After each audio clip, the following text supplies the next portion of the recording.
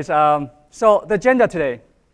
The first thing I'm going to do is I'm just going to talk a little bit about the SQL Server 2008 security features, just to kind of level set and make sure everyone's on the same page and kind of emphasize some of the things that we did do in the previous release.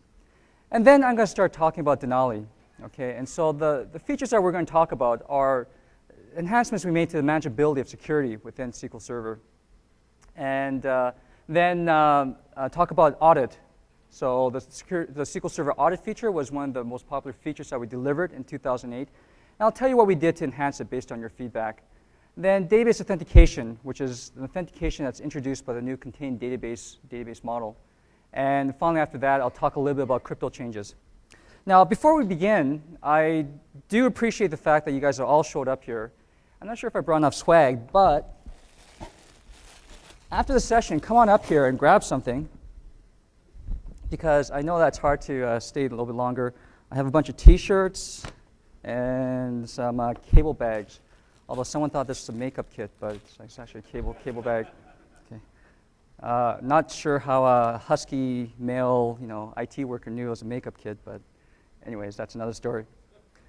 So let's talk about SQL Server 2008. Okay. In terms of summarizing what we did, there's three broad areas that we kind of focused on, and that's protecting data, controlling access, and ensuring compliance. So probably one of the most popular features that we delivered was transparent data encryption, TDE. And this was the ability for people to solve the problem of protecting data at rest. Okay? Most people did this for compliance reasons. But essentially what this means is that whenever data gets written to disk, okay, be it in the MDF file, the log file, the backup, it'll be encrypted. Okay, so if someone tries to go around SQL Server, maybe steal the backup or copy it or go through the file system, it'll be encrypted gibberish, right? Unless you go through SQL Server itself. And it's called transparent because, well, you didn't need to change any application code. You didn't have to change your schema. There was no restrictions around searching, things like that, indexing. So it truly was transparent. And then if you're really, really security conscious, then you know that the best practice is to separate your keys from your data instead of having it in the same place. Now, SQL Server, by default, puts the keys with the data. Now, we never leave the keys unencrypted. It's always encrypted by a rich key hierarchy that ultimately gets protected by Windows itself. But in the cases where you want to actually take the keys, put it off box somewhere in a centralized key manager, such as a hardware security module, and have the keys separate from the data and have a centralized place by which you can control all access to the keys. You can do that with SQL Server through the extensible key management.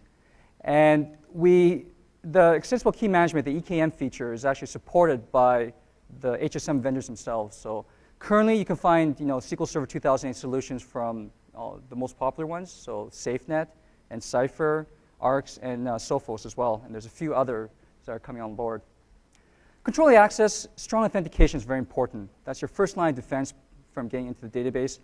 And previous to 2008, whether you realize it or not, when you use Windows authentication, I bet you most of you out there were using NTLM and not Kerberos.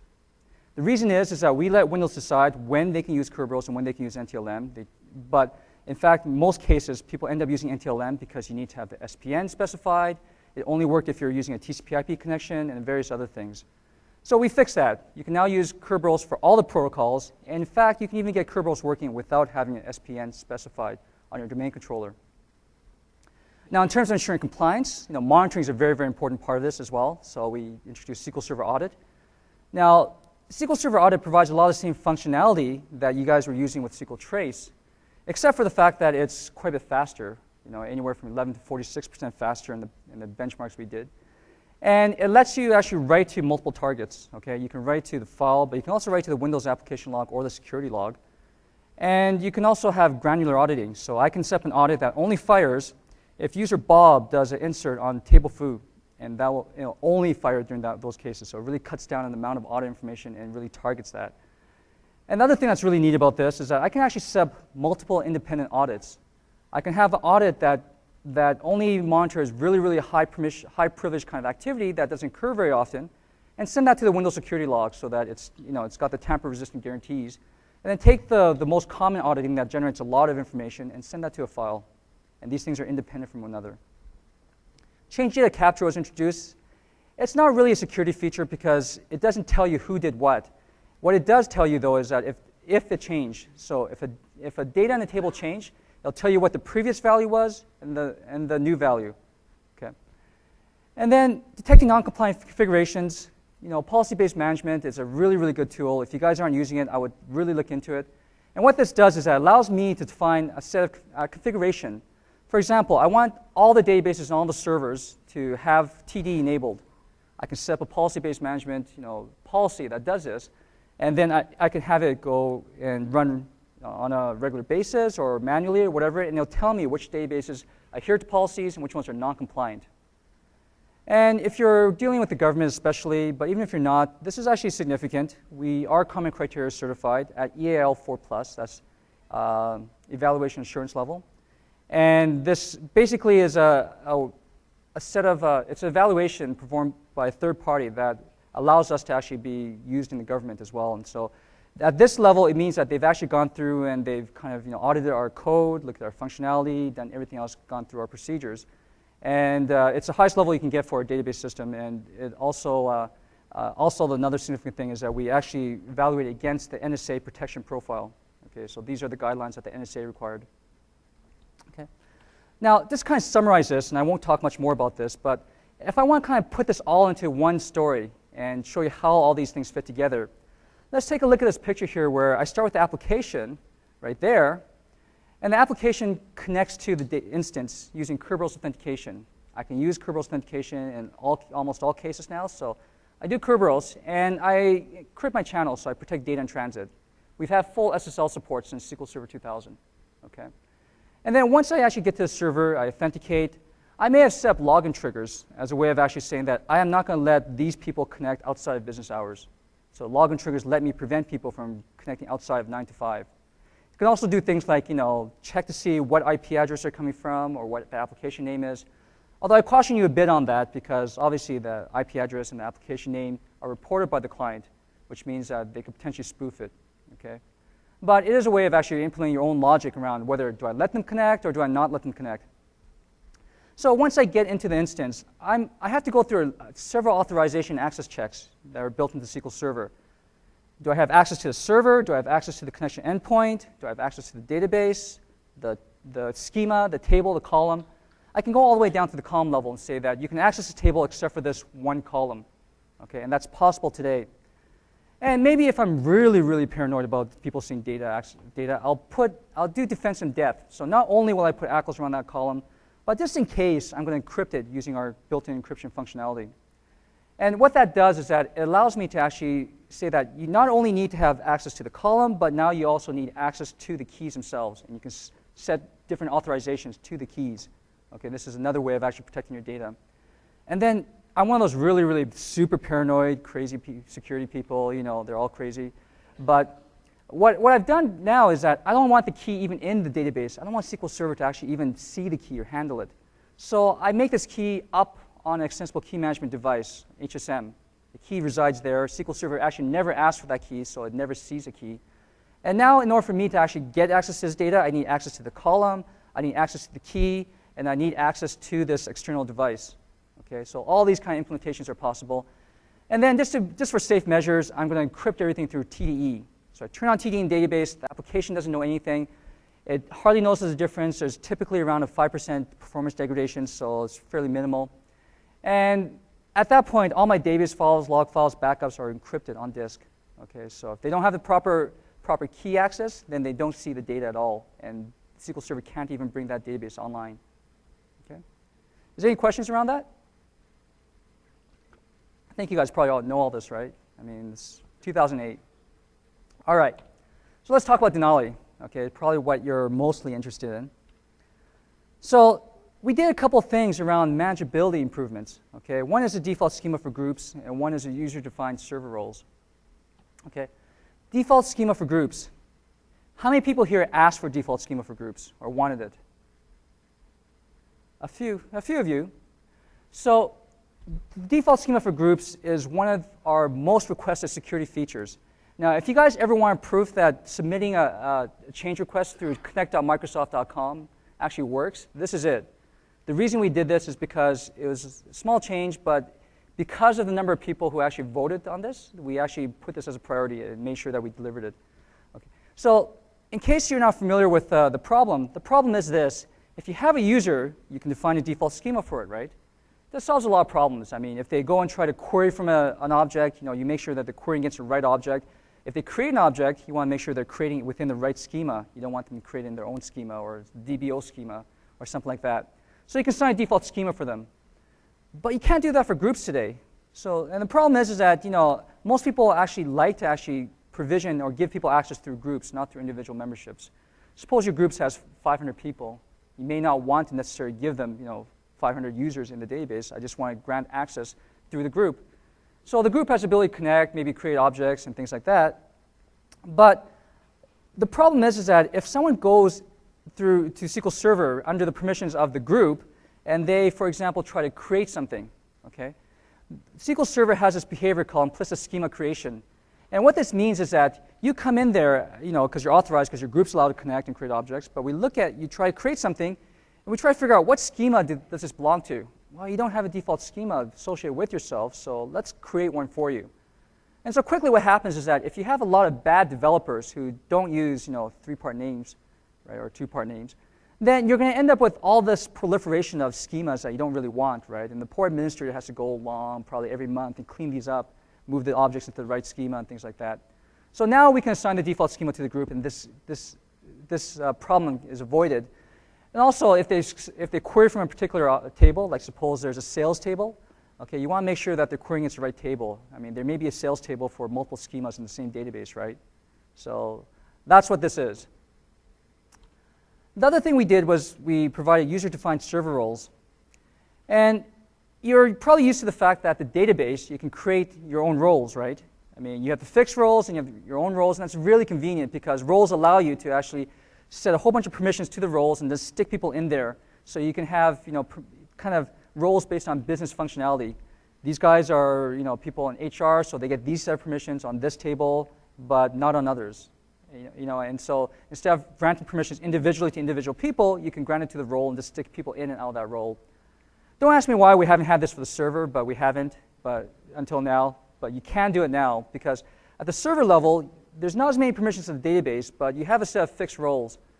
And the problem is this, is that you can use the fixed roles, but the fixed roles never really completely meet the needs of everyone in this room, right? Everyone has slightly different needs and they want to tweak it, but you can't tweak them. They're fixed.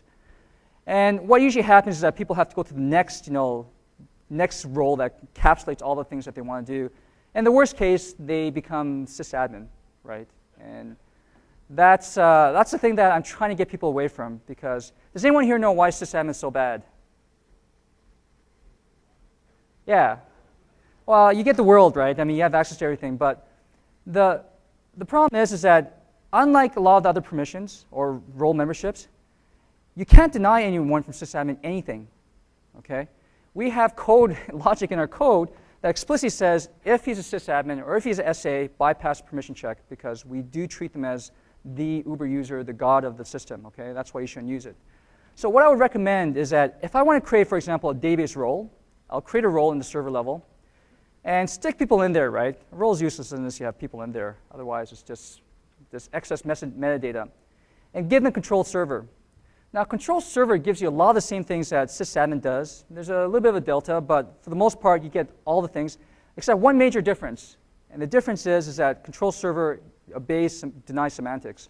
I can't deny people with control server certain things. For example, in this role, I can give him control server, but I can deny him alternating login. So now I have a role where people in there can do all sorts of administrative things, but they can't modify other logins. Okay, maybe I'll create another role that this is able to modify logins and kind of separate out the duties.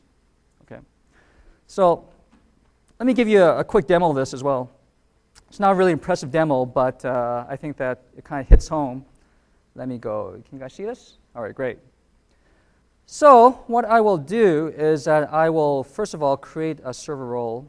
There we go. I create a server role called DBA role, just like I did in my my slides. And I'll grant control server to the DBA role, but I'll make sure that he's really locked down. So for example, I'm going to deny him alternating server audit, because I don't want this guy to be able to modify the audit, because I'm potentially using the audit to keep him honest, right? And then I may decide to deny him the ability to alter any logins. That's someone else's job. This guy's not supposed to be modifying someone's logins. And then specifically, I'm going to deny him the ability to personate the auditor. Okay, so this auditor is outside the touch of people in this role. Okay, so if I do that, and let me log in as Bob, I'll cheat and just do execute as, because that's faster. And if I try to do a select from DM exec connections, what's going to happen? Well, Bob's an ordinary user, right? And in order to query from this DMV, I need to have view server state, which is covered by control server, and Bob does not have that. So let me just go and stick him into that role. Oh, by the way, the reason I'm doing this through T-SQL is because you can see we introduced a whole bunch of new T-SQL syntax. There's no, you don't have to use SPs to add role members, create the roles, drop roles, things like that. It's all done through T-SQL now. Same thing at the database level. Okay, so at the database level, you can also use T-SQL. It's equivalent to this, except instead of alter server role, it's alter role. All right, so it's easier script. So now I'm going to add Bob to this role, and let me execute as Bob again, so that I'm effectively logged in as Bob. I can now go and select from here, and everything shows up, right? Now, if I try to disable Alice, I can't, right? Even though I have control server, I've been given, explicitly told I can't do this. And furthermore, if I try to impersonate the auditor, I get another error. Okay, so a nice, easy way for the administrators to actually keep track of things. All right, I won't do the second one because it'll take too much time. So let me go and continue with this. That was just a really quick demonstration that these roles do work. And if you're used to using this at the database level, this is kind of no-brainer. It's the same thing extended up to the server level with server permissions. Okay. Now, we did quite a bit of work to actually enhance audit. Some of you will probably complain because you probably didn't think we did enough. I'm probably aware of the things that you guys will think that are missing from this list, but it was a matter of time and resources, and we put in as much as we could. So the things that we actually added were, we added audit support on all the different SKUs. Okay, improved resilience of audits, so audits are able to recover from failures to write to the log. User-defined audit events, record filtering, T-SQL stack information. Let me explain each of these in more detail. So everyone knows that audit was an enterprise feature in 2008. A lot of people hated that as well. And so what it forced people to do is that on enterprise, you can use audit, but if you're using Express, for example, you had to go back to using trace. And so you have these two different mechanisms, and you have to kind of put them together. Well, we've actually allowed you now to actually create audits on all the SKUs, not just enterprise. But before you get too excited, the one thing to keep in mind is that the more enhanced functionality is still reserved for enterprise. On the other SKUs, you can create an audit. You can create a server audit specification, which means I can create an audit that applies to all the databases in my instance. But only on enterprise am I able to create the database audit specification, which means that I can't have targeted auditing for individual databases down to individual tables, except on enterprise. Okay. So essentially, we're giving you kind of the equivalent functionality you had in trace, but with audit now. And so you do get some of the performance benefits of using audit. Plus, like I said before, multiple audits can be defined. Persistence of state. So I don't know if you know, but if I have SQL Server instance and I have trace running, and someone decides, hey, I don't want this trace running, let me restart the instance or pull the plug, then the next time the instance starts up, trace is not running. You have to manually restart it, right? That's not the same with audit. Audit actually persists a state. And so the first thing it does when the server starts up is it turns on right away. So we capture all the activity that goes on. And then the other thing that's very, very useful to know is the audit resilience as well. So the audit resilience I'll talk about in a short bit. Another thing I want to mention that's different between audit and trace is the fact that in trace, if I'm an administrator and I have access to the trace and I want to do something that I don't quite want my boss to know, I can turn off trace, do something quickly, and turn trace back on, and the trace doesn't really show anything. Audit will always reflect the fact that someone turned off audit and turned it on. Okay, that's something that's always written to the audit log. So that's another nice thing about this. Now, improved resilience. Today, what happens is that if I try to write to the audit log, and for example, I'm writing to a network share where the file resides, and the network goes down. What happens? Well, SQL Server will actually start to try to keep on trying to write to that file until it gets a system error back, and then it'll stop and it'll take the audit offline. It's not so great if you're actually under compliance and you need to make sure everything's audited, right? Because you may not know the audit's offline. The alternative was actually to use the on failure equals shutdown. Okay, and for some reason, people thought that was a little bit drastic. But what it basically did was that you try to write to the audit log, and if we fail to do this, then we'll take the whole instance down, the whole premise being that the server will never run without audit being able to write. Okay. But now what we've done is that we actually have beefed this up a bit. We did a lot of work in this area so that SQL Server is now able to recover more from network failures, file write failures, things like that. We'll keep on writing, we'll keep on trying and keep the audit records buffered until the network comes back up, for example, and then you'll be able to write. Furthermore, we've added a new on failure setting, on failure fail operation.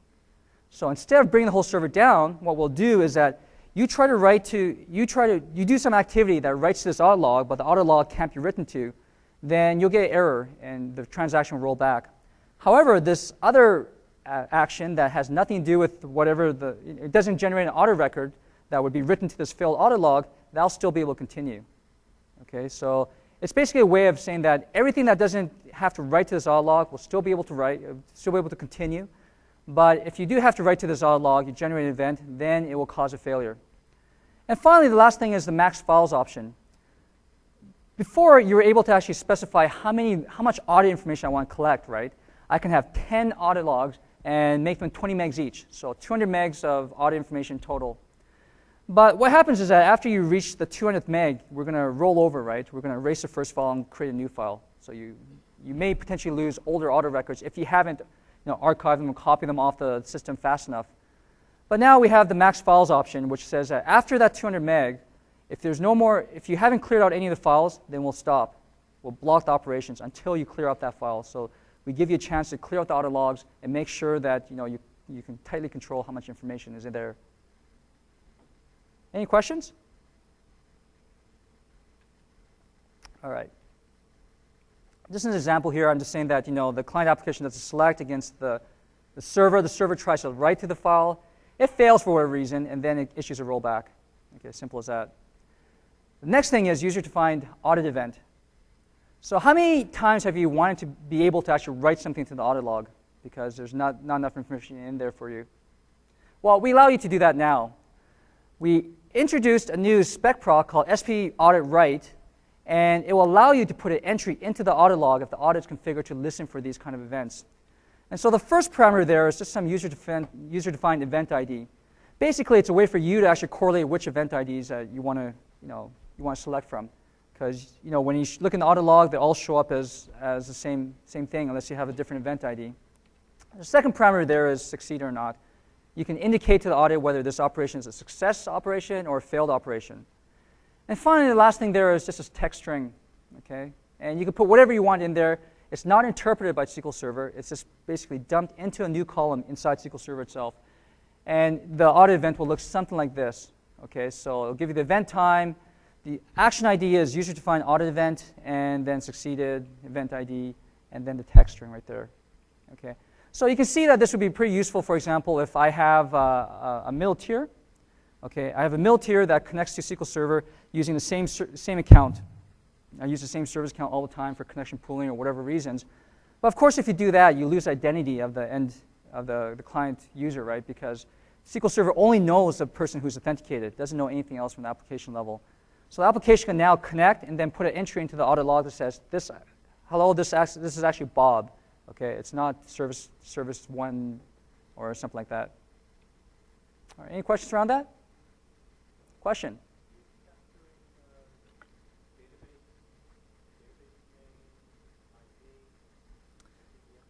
So the question is, are you capturing database name and ID? And the answer is yes, that information is always collected. Okay, so I didn't show all the columns here. This is just a subset. There's actually probably about 20, 30 columns. So I couldn't fit it in here, that's all. Record filtering is another nice feature that a lot of people have asked for. So today, as I said before, we have targeted auditing. you can actually specify an audit that only fires for a particular action against a particular object by a particular person, right? And that's great, but there's other scenarios where I want to filter based on the principal ID of the server, where I want to exclude certain people but audit for everyone else. You couldn't do that in 2008. You can do that in Denali, because we provide this auditing facility which allows you to filter on any of the columns in the audit log. Okay, and just bear with me for a bit. I'll give you demos of all these so that you can kind of see what this looks like. But it basically allows you to actually set things like, audit for everyone except people with this principal name or principal ID, or any of the other columns in there, or unless the additional info field has this value in there. Okay, and if you're familiar with extended events, you'll think that this looks familiar because it's the same filtering mechanism that's built into the extended events. And in case you didn't know, audit is actually built on top of extended events, right? So audit is a specialized session for X events in the session. Okay. And the one thing I will say here is that the way that this predicate works is that we generate the audit event, and before we write to the audit log, we do this evaluation of this expression. If the expression turns out to be true, then we write it. If not, it's false. Okay, so you can really kind of scope down what you want in your audit log.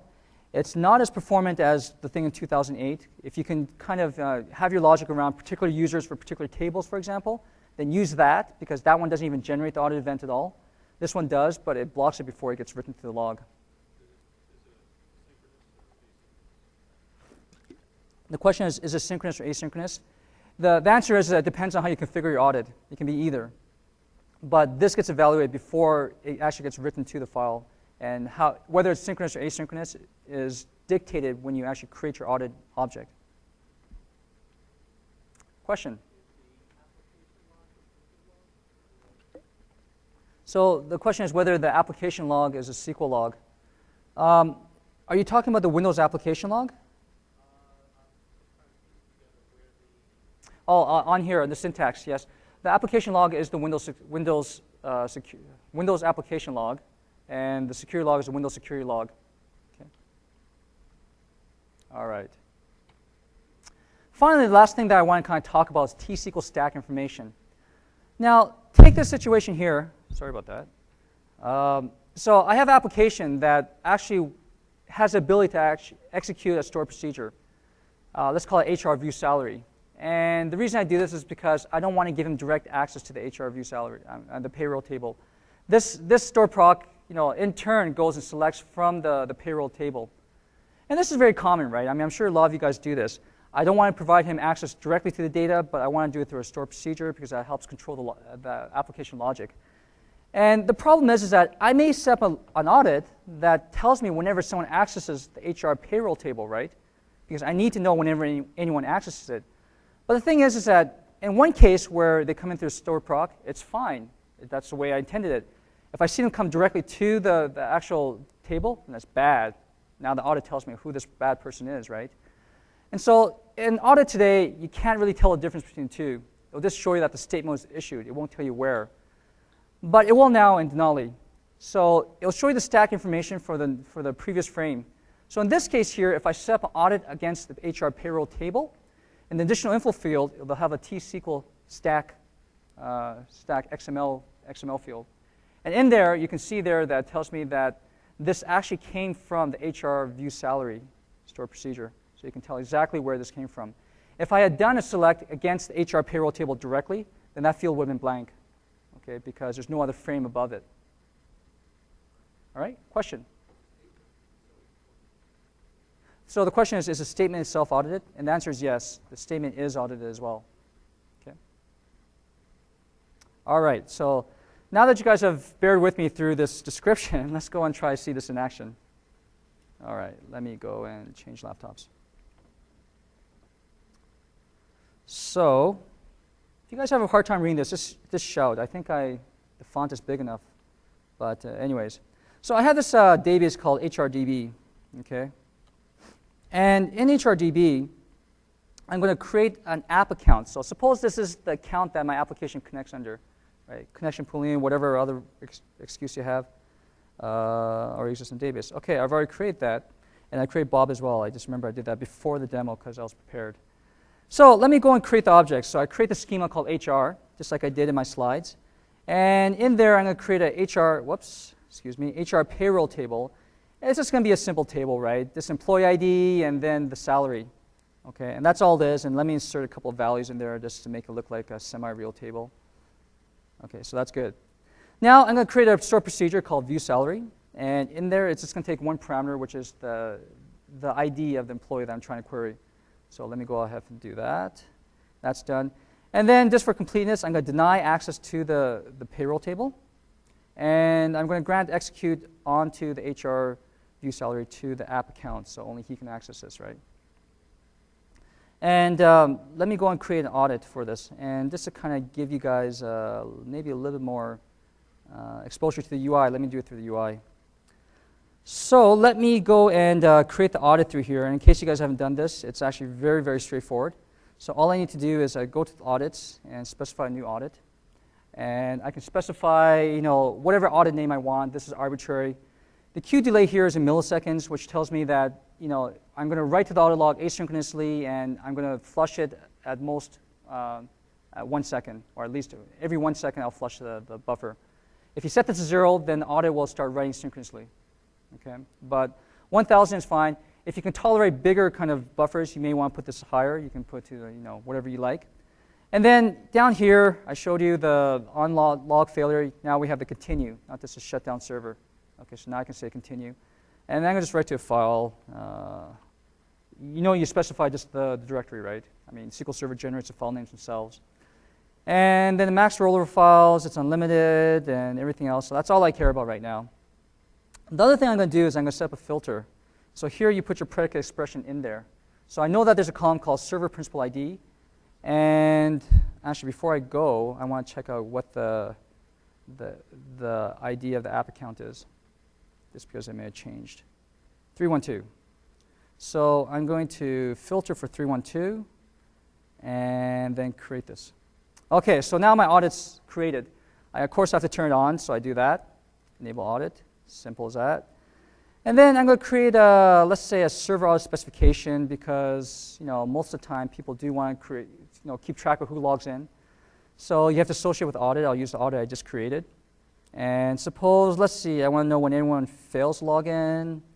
Let's say when anyone successfully logs in. When they, what else, logs out.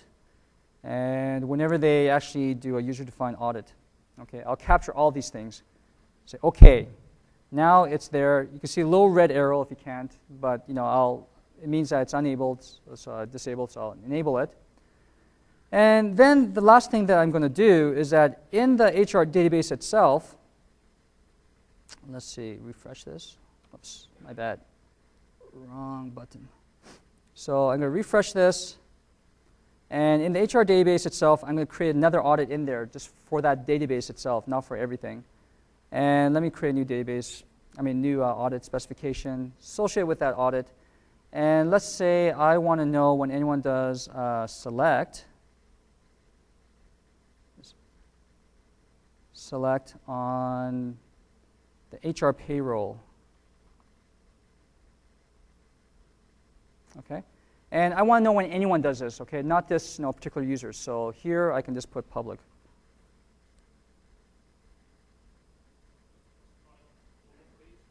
I'm sorry? Can you specify on a column as well, or this is only on the table level? Yeah, the question is, can you specify on the column level? No, the granularity only goes down to the table level. Okay, good question. So I've set this audit so that it actually tells me when anyone does a select on this particular table, okay? And I go, OK, it's created. Let me go and enable this.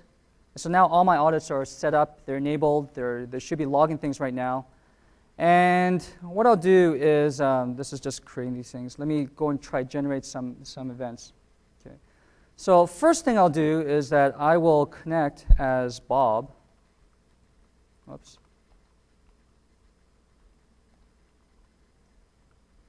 What's my password?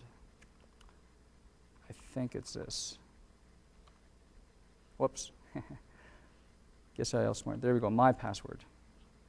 So as soon as I get my password right, I'll connect. And let me go there. So as you see right now, I've actually gone through and I've connected successfully. And let me try selecting from that table. Okay, so if I do a select star from HR payroll, what do you guys expect? It'll fail, right? Because I don't have permissions on that.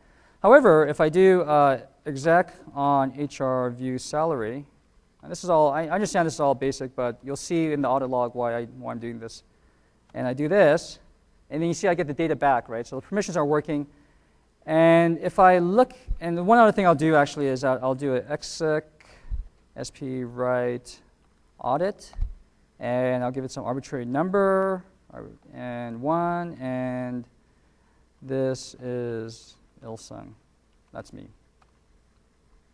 Whoops, did I do it wrong? Yeah, comma. My bad. Putting commas in here.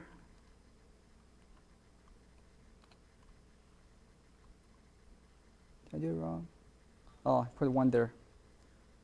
No, it's always hard to type when there's an audience watching you. Okay. SPL, right. Sys dot. Oh, there we go, sys. I knew I should have had this written out.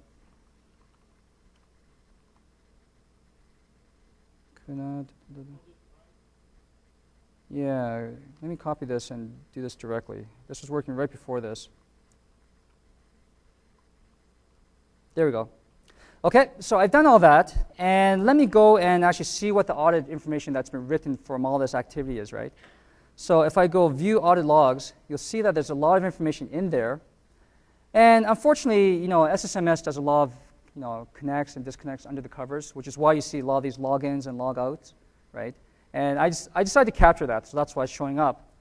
Now, you'll see here that there's a few things here that are interesting, particularly the last 3 events here. The first one there is a user-defined audit, because I wrote something in there, right? And so if we go to the column that's called user-defined audit information, okay, right there, the application user is Ilsung. It's all written there, just like I said it would be. The event ID is there as well. And if we look at the beginning column, it'll tell you whether it succeeded or not. And here you can see the succeed is true, because I said 1. Now, the other events here is the select. The first one here will be the select on the table directly, right? And you can see there that it failed. The succeed equals false. And the reason is that I didn't have access to that, and someone was asking earlier, well, there's a statement right there, the select star from HR payroll. And not only that, but you'll also see that that all the other information is in there, the timestamp and things like that. And if I go to the actual one that succeeded, the second select, you know that that's the one that came from the stored procedure, right? So let me see if the T-SQL stack information is in there. And if I look in there, well, there it is, right? Just like I said it would be. The schema name, the object name is all there. So if you compare this with the one beneath it, you can see that the first one, which was a direct query, has no information in there because there is no stack information. The second one, which came through the stored procedure, well, it does have stack information. It's called from the stored procedure. You know exactly where that came from. All right? And so now I know that this person is trying to actually access the table directly.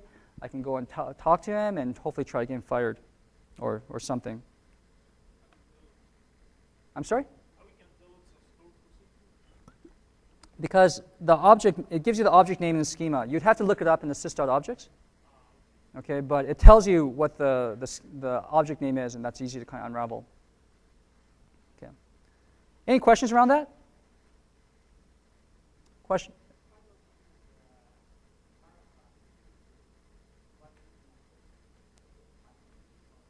So the question is, if you log in as a security group, meaning from a Windows account, right, then what will show up here? Well, what will show up is actually your Windows account name.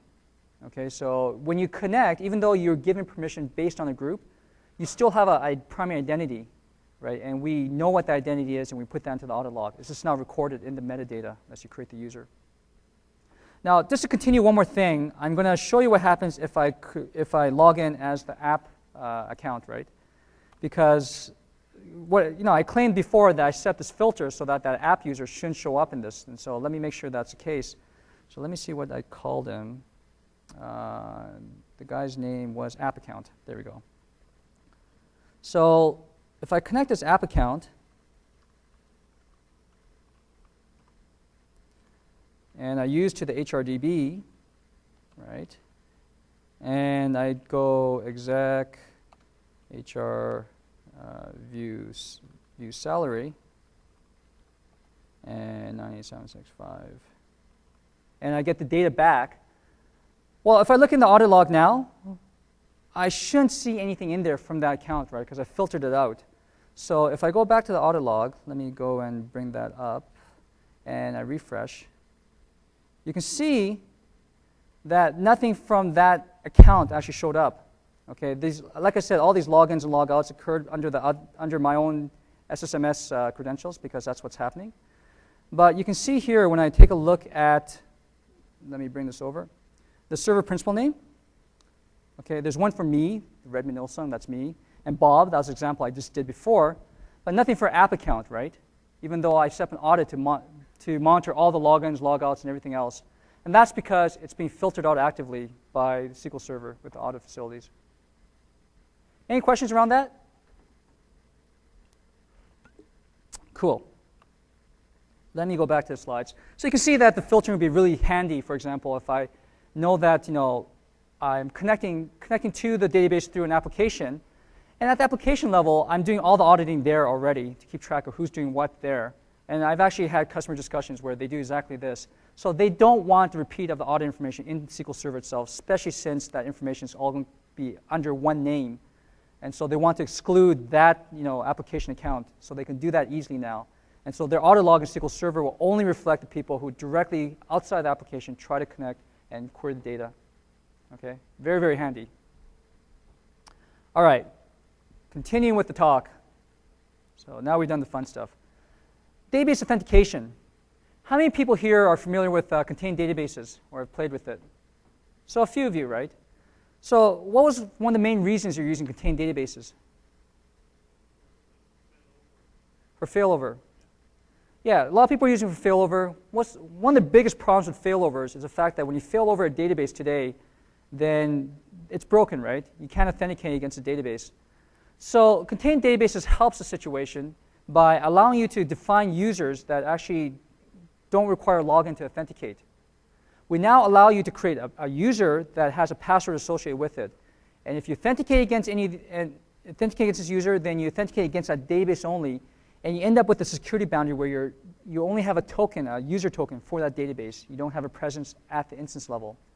Furthermore, for Windows, this works as well. And what it means is that in the Windows world, I can have a Windows account, a Windows user in my database that doesn't need to have a Windows login present. Okay? And that means that if I authenticate against that contained database, then I'll get a security token for that database only. I'm kind of sandbox in there.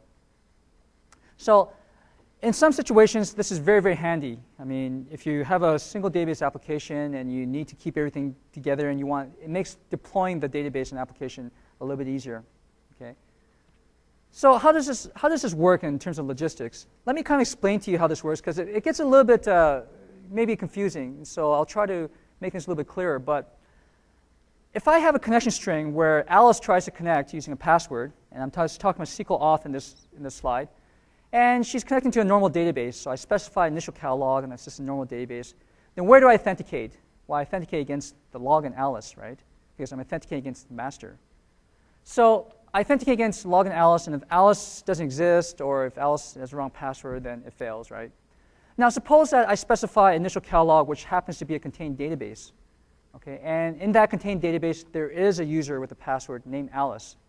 Then where will I authenticate? Well, I'll authenticate against that contained user Alice. And I will only be allowed to actually be within, my scoping will be in that database itself. Okay? Now, if I do the same thing and I specify, try to connect to a contained database called Alice, but the contained user Alice doesn't exist, I'm connecting to a contained database, but Alice doesn't exist there. She's not defined, but there is an Alice in the instance. There's a login called Alice. Then I'll authenticate against the login. Okay, and you'll get a normal login token, just like you do today. Now, one thing to keep in mind is that if there is a user and a login called Alice, they're both Alice, and they have different passwords, and I authenticate against the database Alice, and the authentication fails, the password doesn't match, then I'll fail. I won't try to fall back and try to connect as a login. Okay, so authentication error is authentication error. Okay, so you still fail in that case. Question?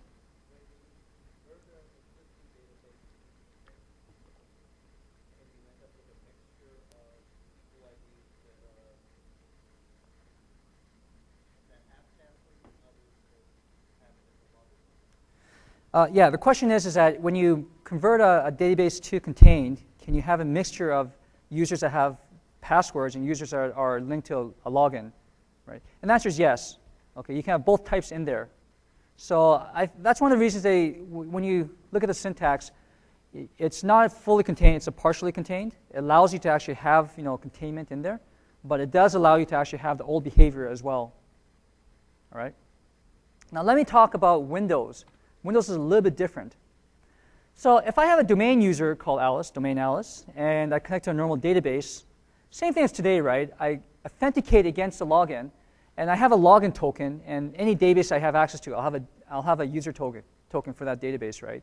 Same thing, no big deal there. But if I specify initial catalog, that's a CDB, but there is a login called Alice.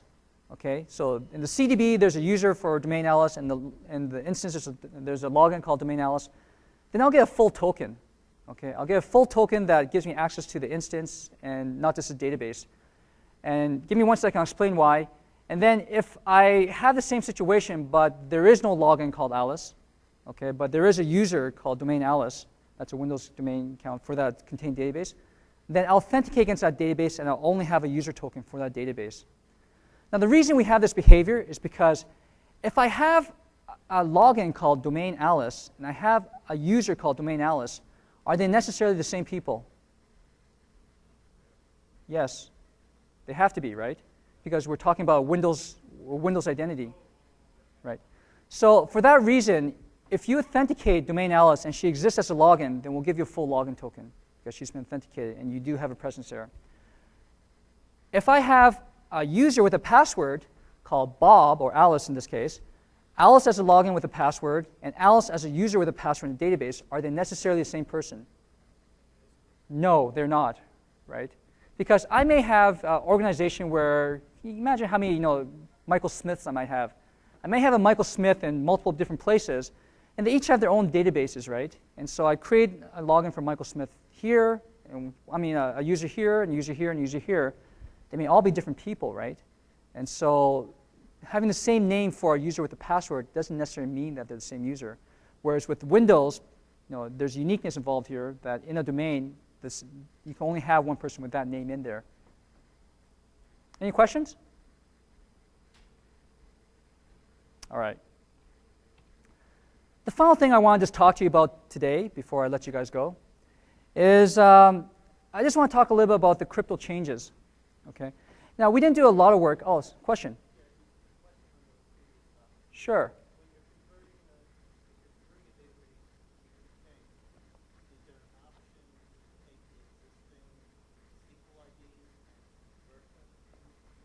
Right.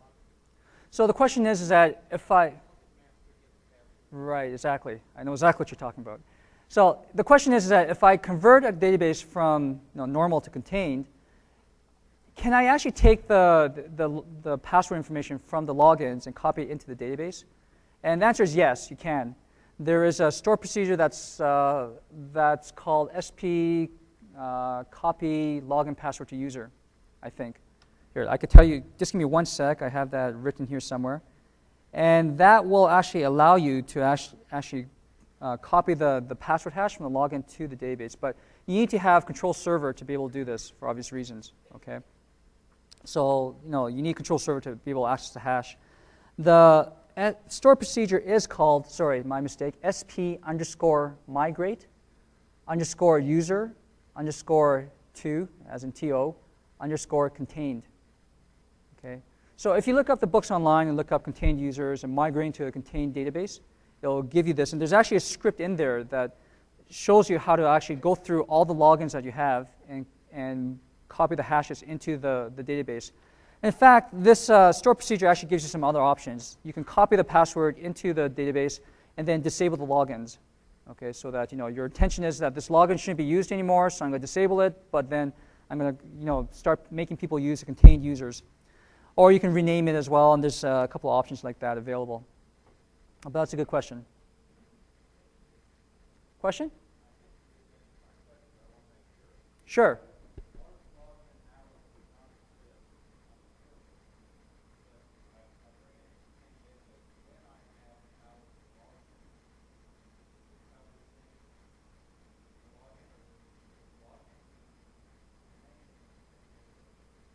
So I'm not quite sure I understand your question. If you're saying that if you have a database that has Alice,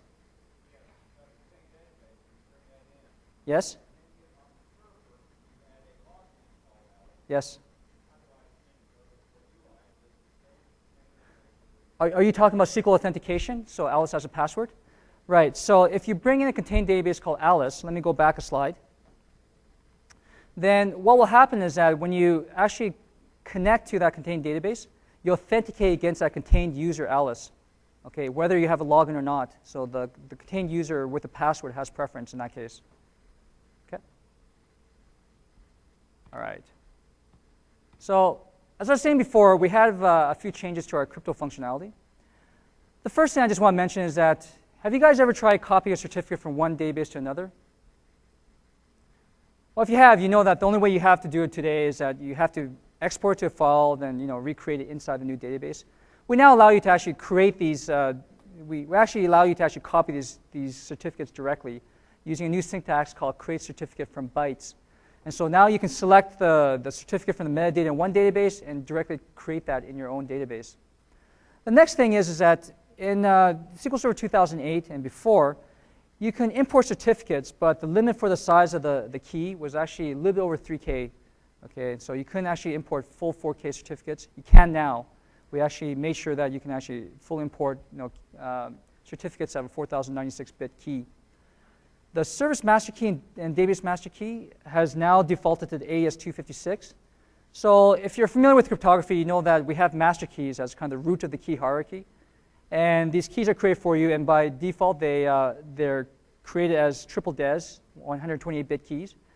And so we've upped that. We made it more secure by making it AES-256 keys. Now, if you're creating a new instance of SQL Server Denali, okay, in the next CTP and after that, then it'll automatically be AES-256. But if you're migrating from a previous instance, then it'll still stay triple DES. And if you want to change that, all you have to do is regenerate the key. Okay, if you regenerate it, we'll recreate it using AES-256. And furthermore, when you actually back up these keys, then the keys will, before we used to use triple DES to actually protect the file. But now we protect it with AES-256 as well. It doesn't really make sense to take a strong key and protect it with a weaker algorithm, right? And the next thing we did in terms of hashes is that we now support SHA-2, okay, both the 256-bit and the 512-bit variants. So you can start using these in the hash bytes functions. And furthermore, we've actually converted our password hashing algorithm. So you know that we don't store passwords, right? We actually take your password, hash it, store it in our metadata, and you compare it when you actually log in. Well, we changed that from SHA-1 to SHA-2 and the 512-bit SHA-2. So when you migrate your database over, what's going to happen is that the passwords are all still going to be in SHA-1. They'll be upconverted. They'll be converted to SHA-2 when you change the password or when you log in. Okay, it's impossible to actually convert this on the fly without actually having the original text, right? There's no direct conversion from SHA-1 to SHA-2. So we'll automatically convert these things to SHA-2 as soon as we have access to the password, which is only when you connect or when you change password. Question?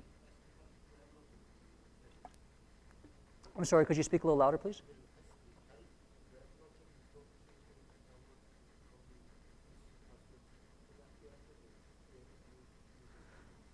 The question is, will SP-help be update to actually allow you to copy the hashes? And the answer is yes. This is actually transparent to SP-help. All this is that it's another bit format, if you want to look at it that way.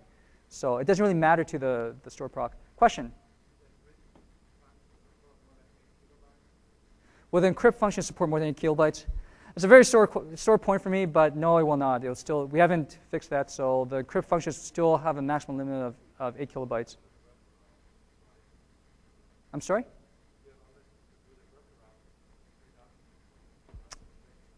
Yes, yes. And I understand this is a point. I'd be happy to talk to you about this afterwards as well, but the short answer to your question is that no, we haven't changed this. Okay. Is there another question, or it's kind of hard to see with the lights in my eyes? So the other thing is RC4. Is anyone here using RC4? Does anyone here know what RC4 is? Okay, then one person. That's good. RC4 is an old stream cipher, and very few people use it. We actually had an implementation for this since 2005. We're deprecating it, and we're deprecating not only because it's old and not as secure as some of the newer algorithms, but our implementation of this is actually a little bit weak, and the reason it's weak is that we don't salt the key. Salting the key means is that we actually add a random initialization vector, because otherwise what happens is that if I take a string ABC, it might end up as a encrypted text of 1, 2, 3, 4, 5. And if I don't salt the keys, ABC will always be 1, 2, 3, 4, 5, right? Which makes it easier for attackers to actually go and figure out what your original text was. So we don't salt the keys. We do for all the other algorithms, so I just want to make that clear. But we don't for RC4. So that's why one part of the reasons that we're deprecating this. Okay. Any questions around that? All right. So we're getting to the end of the session. I actually have a little more time than I thought I would. So I'll go through this, and then if you guys want to stick around, I can go through a few more demos if you like. But otherwise, I'm happy to let you guys go. In terms of related content, well, it's the last day of Tech Ed, right? So even if I gave you other sessions, you can't really go back in time. There's a couple of hands-on labs that might be interesting to you. There's one for implementing transparent data encryption. Okay, so I talked about this at the beginning. It's fairly easy. The toughest part about transparent data encryption is actually, if you have a large database, you turn it on, then obviously we have to go through with some background threads and go through every page, right, and encrypt it. Now, it's an online operation, but it just means that if you have like a huge database, then it may be a little while. There's DMVs that you can query that tells you how far your progress is, but that's about it. It's a very, very simple thing. And then there's one for working with contained databases. And the contained authentication that I described is a big part of contained databases. So you can go ahead and try playing around with it. Okay. If you get these slides, I've provided a lot of resources and links here so you can read up on some of these things. Now, the things that I talked about, the only things that are available in the current CTP is the user-defined server roles and the contained authentication. The auto enhancements, the default schema for groups, the cryptos changes, those will come in the following CTP. So when that comes out, you'll have a chance to actually play around with them. But for 2008, there's a lot of references there. There's the Security and Compliance Portal, which has links to a lot of white papers and books online documents and TechNet sessions and things like that. A few white papers, one on SQL Server Audit that Art Rask and I wrote that kind of goes into a deep dive and tells you how audit works under the covers. And transparent data encryption, extensible key management, all these things that you can actually read up more about. Denali, there is a page called Security Enhancements, and this will be updated when the new features become available to you. But right now, as I said before, there's just a few things. Server level roles is documented, and also contained databases. And of course, if you have any other questions, there's always a security blog. Okay, my team is actually, semi-regularly. I'm trying to get them to post here more often, but when they do post, they usually post something that's very, very kind of interesting. They've had several posts around the contained authentication, for example. And it's a security forum. It's a fairly high traffic and well-monitored forum. So if you do have questions, it's a great place to actually put your first question there. The other thing I'll encourage you guys to do, and I have it written down here, is that if there is something that you want to see in terms of a design change, okay, I'm not talking about a bug. A bug is a bug, right? But in terms of a design change, then do actually use the connect.microsoft.com. If you're not familiar with this, it's a way for you guys to directly go and submit design change requests. Now, it doesn't mean that they'll always be done, but what it does do is that it exposes the customer ask directly to the program managers that are in charge of that functional area, and it gives us a chance to see what customers are asking for, and allows people to vote on them. So as I showed you with the default schema for groups, it does make a difference. That one got a ton of votes. And so it's really, really hard to deny the fact that we can't ignore this. We have to do this right now, even though we feel that there's other priorities. This kind of helps us understand what your priorities are, which may be different than ours. All right? So the rest are, I think, slides that you guys have probably seen already, and resources. Complete the evaluation, please. You guys get a chance to win these neat neat prizes. You know, get Connect, get Dance Central. You can play down there. I've seen some pretty funny things with Dance Central. And it gives me a chance to see what you guys thought and if you guys have any comments. Okay, and I do really appreciate that. It gives me a chance to understand, you know, what I should improve or what I need to talk about more. And with that, I think that's it. Come up here, grab something, please, because I don't want to carry this back. And I thank you very much for showing up, and I'll stick around for a bit longer.